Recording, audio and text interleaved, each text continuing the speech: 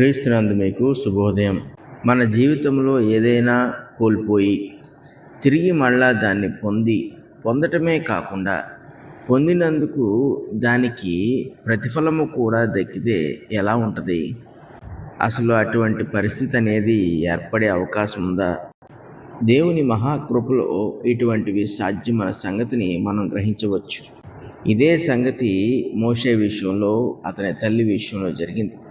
నిర్గమాకాండము 2వ అధ్యాయంలో మనము చదువుతున్నప్పుడు అక్కడ లేవీలకు మోషే పుట్టడం జరిగింది. అయితే ఫరో యొక్క చెడ్డ మనసును బట్టి, అతడిచ్చిన ఆజ్ఞను బట్టి ప్రతి మగబిడ్డ ఇశ్రాయేలీలో పుట్టినవాడు హతమార్చబడవలనని ఆజ్ఞ జారీ చేశాడు. అయితే ఈ లేవీలకు పుట్టిన కుమారుడు వాళ్ళు 3 నెలలు దాచిన తర్వాత ఇక దాచలేని పరిస్థితుల్లో ఆ బిడ్డను జమ్ము పెట్టెలో పెట్టి నదిలోకి వదిలేయటం జరిగింది. అయితే తన అక్క అయిన మిరియాము ఏమవుతుందా అని అలాగా ఆ పెట్టెను వెంబడిస్తూ వెళ్ళినప్పుడు మధ్యలో ఫరో కుమార్తె ఆ నదిలోకి రావటం జరిగింది. ఆమె ఆ పెట్టెను తెరవమని తన చెలికత్తెలకు ఆజ్ఞ ఇచ్చినప్పుడు అందులో బిడ్డ కనబడి బిడ్డ ఏడడం అనేది వాళ్ళు చూస్తారు. చూసిన తర్వాత ఆ బిడ్డ విషయంలో ఆలోచన చేస్తుంది, ఇది హెబ్రీయుల యొక్క బిడ్డ కదా. అప్పుడు వెంటనే మిరియాము ఫరో కుమార్తెతో ఒక ఆలోచన పలుకుతుంది. నేను వెళ్ళి ఆ బిడ్డను పెంచుటకు హెబ్రీ స్త్రీలలో ఒక వ్యక్తిని తీసుకురానా అన్నప్పుడు ఫరో కుమార్తె వెంటనే సరే అంటది. అయితే ఆ స్త్రీ మరి ఎవరో కాదు, మోషే తల్లి. మిరియాం వెళ్ళి మోషే తల్లిని తీసుకొచ్చినప్పుడు ఈ 9వ వచనంలో ఫరో కుమార్తె ఇలా మాట్లాడుతుంది. ఫరో కుమార్తె ఆమెతో, ఈ బిడ్డను తీసుకుని పోయి నా కొరకు వానికి పాలిచ్చి పెంచుము, నేను నీకు జీతం ఇచ్చేదనని చెప్పగా ఆ స్త్రీ ఆ బిడ్డను తీసుకుని పోయి పాలిచ్చి పెంచెను. ఈ వాక్యము చదివినప్పుడు మనకి ఆశ్చర్యం కలగక తప్పదు. ఎందుకంటే మోషే ఆ నదిలో బ్రతకడం అనేది అసాధ్యం. కానీ దేవుని సంకల్పము ఎవరిపైనైతే ఉన్నదో, దేవుడు ఒక వ్యక్తిని ఎందుకు పుట్టించి ఎన్నుకొని ఆయన ఆ వ్యక్తిలో పని చేయాలనుకుంటాడో ఆ వ్యక్తి విషయంలో దేవుడు తీసుకున్నంత జాగ్రత్త మరి ఎవరూ తీసుకోలేరు. దేవుడు చాలా గొప్ప ఆలోచనను మోషే విషయంలో కలిగి ఉన్నాడు.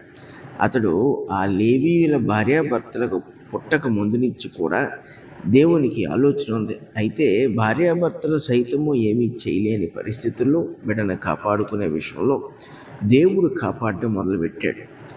దేవుని యొక్క చిత్తము ఏ ప్రజల పట్లయితే, ఏ వ్యక్తి పట్లయితే ఉంటుందో దేవుడు వాళ్ళందరి పట్ల ఇలాగే వ్యవహరిస్తాడు.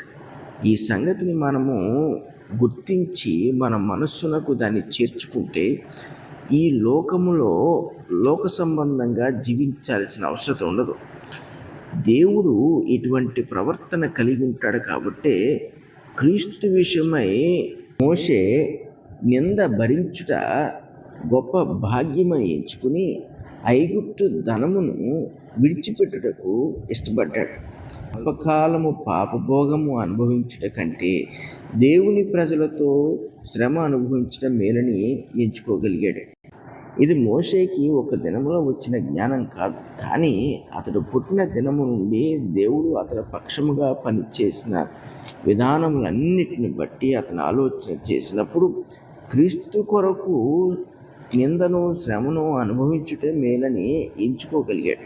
ఇక్కడ దేవుడు చేసిన ఆశ్చర్య కార్యాన్ని చూస్తే, ఏ తల్లి అయితే తన బిడ్డను పోగొట్టుకుందో ఆ తల్లినే దేవుడు అక్కడికి వచ్చేటట్లుగా చేసి ఆమెకు ఆ బిడ్డను పెంచుతున్నందుకు కూడా జీతము కలిగినట్లుగా దేవుడు ఏర్పాటు చేశాడు.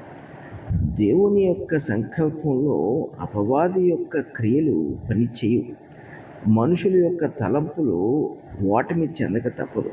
ఏ ఫరో అయితే ఈ మగ శిశువుల్ని చంపాలని ఆజ్ఞాపించాడో అదే ఫరో ఇంట్లో హెబ్రీయుడి యొక్క కుమారుడిగా మోషే పెరగడం జరిగింది. ఈరోజు క్రైస్తవులుగా మనం జీవిస్తున్నామంటే ఈ సంగతిని మనం అన్వయించుకోవచ్చు. కేవలం క్రైస్తవులుగా ఉన్నవారు మాత్రమే కాదు, సేవకులకు కూడా అన్వయించుకోవచ్చు. ఎందుకంటే సేవకు పిలుచుకునేవాడు దేవుడే. సేవను అంటే సువార్త ప్రకటించు భాగ్యమును అనుగ్రహించున్నవాడు దేవుడే. దాన్ని ప్రకటించుటకు పోషణను కూడా దయచేస్తున్నవాడు ఆయనే. ప్రతి విషయంలోనూ కూడా దేవుడే మన పక్షముగా ఉండి ఆలోచన చేసి మనము చేయలేని దాన్ని మన కొరకు చేస్తూ మన ద్వారా ఆయనకు నమ్మకంగా ఉండేటట్టు చేసుకుంటున్నాడు. దీనికి మనకు ఈ భూమి మీద ప్రతిఫలాన్ని ఇస్తూ చివరికి నిత్య జీవాన్ని కూడా దయచేస్తున్నాడు దేవుడు. ఇటువంటి దేవుణ్ణి మనం కలిగి ఉన్నందుకు మనం ఎంతో సంతోషించాలి, ఆయన స్తుతించాలి, మహిమపరచాలి. ఎందుకంటే అపవాది వేసే దురాలోచనలన్నిటికీ కూడా మనుషుల దగ్గర పరిష్కారం ఉండదు. వాడు తనకు సంబంధించిన వాళ్ళ ద్వారా అనేక రకాలుగా పని చేయగలడు. ఉదాహరణకి ఈరోజు ఫరోనే చూసుకుంటున్నాం. ఫరో ద్వారా ఇశ్రాయేలులో పుట్టిన ప్రతి మగబిడ్డను చంపించాలనుకున్నాడు అపవాది. కానీ అది అందరి విషయంలోనూ సాధ్యపడలేదు. ఈరోజు పరిస్థితులు ఎలా ఉన్నాయంటే దేవుడు మనకు చేసి పెట్టే కన్నా కూడా మనకు మనమే చేసేసుకుని ఆశీర్వాదముగా దాన్ని ఏం చేసుకోవాలన్న పరిస్థితుల్లో క్రైస్తవులు జీవిస్తున్నారు. క్రైస్తవులు లోకలతో పోల్చుకుంటూ వాళ్ళతో ఎలా పోటీ పడాలని ఆలోచన చేస్తూ శరీర సంబంధంగా వాళ్ళు పరిగెత్తుతూ ఆత్మ సంబంధంగా దీవించబడుచున్న వారిగా తమను తాము ఎంచుకుంటున్నారు. ఇటువంటి జీవితము ప్రయాసకరమైనది, ఆయాసకరమైనది, చివరికి నిష్ఫలమైనదిగా అది మిగిలిపోతుంది. ఎందుకంటే ఒక మోషే విషయంలో మనం చూసుకున్నప్పుడు దేవుడు ప్రతి అడుగున మోషేతో ఉన్నాడు. మోషే తల్లికి ఇచ్చిన భాగ్యమును మనం చూస్తే తిరిగి బిడ్డనివ్వడమే కాక బిడ్డను పెంచుతున్నందుకు తన ప్రతిఫలము కూడా పొందడం జరిగింది. దేవుడు అపవాదికి ఎప్పుడూ కూడా తాను ఎన్నుకున్న వారిపై సంపూర్ణమైన అధికారాన్ని ఇవ్వడం. అది క్రైస్తవులు గ్రహించినప్పుడు దేవుని పక్షంగా జీవించడమే మనకు మేలు అన్న సంగతిని మనం గ్రహించడం జరుగుతుంది. ఉదాహరణకు మనకి శ్రమలు కలగక మానం. ఎందుకంటే ఒక్కసారి మనం క్రీస్తును నమ్ముకున్న తర్వాత ఈ భూమి మీద హింసను అనుభవించక తప్పదు. అది వాక్యంలో దేవుడు చాలా స్పష్టంగా మనకు చెప్పాడు. కానీ చాలామంది హింసను తప్పించుకునే క్రమంలో దేవునికి విరోధమైన క్రియలు చేస్తూ జీవించడం వల్ల క్రైస్తవ్యానికి రావలసిన ఘనత కన్నా కూడా వచ్చిన అవమానం ఎక్కువైంది. అయితే ఈ శ్రమలను ఎదుర్కొంటున్నప్పుడు దేవుడే వాటిని రాణిస్తున్నాడు. మోషే జీవితంలోకి అతని తల్లి జీవితంలోకి రానిచ్చినట్లుగానే దేవుడు మన జీవితాల్లోకి శ్రమను రాణిస్తాడు. కానీ ఆ శ్రమల నుండి దేవుడు మనల్ని ఎలా తప్పిస్తాడు అని ఒకవేళ మనం ఆలోచన కలిగి కంగారు పడి కలవరపడుతుంటే మోషే యొక్క వృత్తాంతమును మనం జ్ఞాపకం చేసుకోవడంలో తప్పులేదు. ఎందుకంటే శ్రమలో నుండి దేవుడు ఆశ్చర్యంగా మనకి పరిష్కారం ఏర్పాటు చేసి ఆ ఏర్పాటులోనే మనం సంతోషంగా ఉండేటట్లు మనకి ప్రతిఫలాన్ని కూడా దేవుడు ఏర్పాటు చేస్తుంటాడు. అంటే మనకి అవసరమైనవన్నీ దేవుడు మనకి దయచేస్తూ ఉంటాడు. వాస్తవంగా చెప్పాలంటే మోషే తన తల్లిదండ్రుల ఇంట్లో ఉండి ఒకవేళ పెరిగే వాతావరణం కన్నా కూడా ఫరో కుమార్తె యొక్క కుమారుడిగా పెరుగుతున్న పరిస్థితులే అతనికి అధికమైనవి, శ్రేష్టమైనవి, ఘనమైనవి. దేవుడు తన యందు విశ్వాసం ఉంచిన వారిని ఇలాగ ఏర్పరచుకుంటున్నప్పుడు వాళ్ళ పిల్లల్ని కూడా దేవుడు ఈ రీతిగానే ఏర్పరచుకుంటూ ఉంటాడు.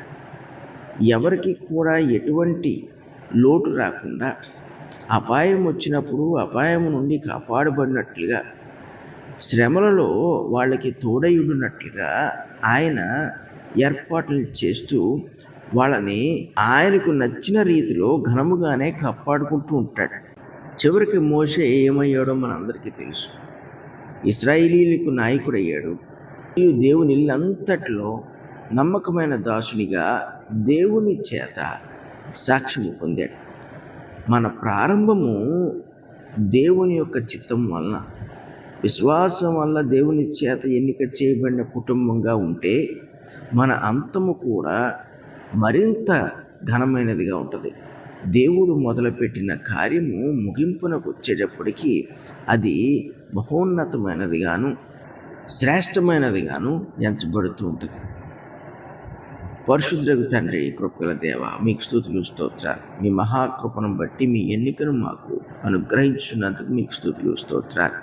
నాన్న, అనేక మందికి లేని వాక్యమును ఈ విశ్వాసము ద్వారా మేము నిన్ను బట్టి కలిగి ఉన్నట్టుకు మేమెంతో సంతోషించి మీ కృతజ్ఞతాస్తుతులు చెల్లిస్తున్నాం. మోషే పట్ల మీరు చూపించిన ఆ ధన్యతను విశ్వసించి ప్రతివాని పట్ల కూడా మీరు చూపించగలరన్న విశ్వాసమును లేఖనములో బయలుపరుస్తూ మేము కూడా కలిగి ఉన్నట్టుకు అనుగ్రహించినందుకు మీకు స్తుతులు స్తోత్రాలు తెలియజేయచ్చు. పరిశుద్ధ నామమున అడుగుచున్నాం తండ్రి, ఆమేన్.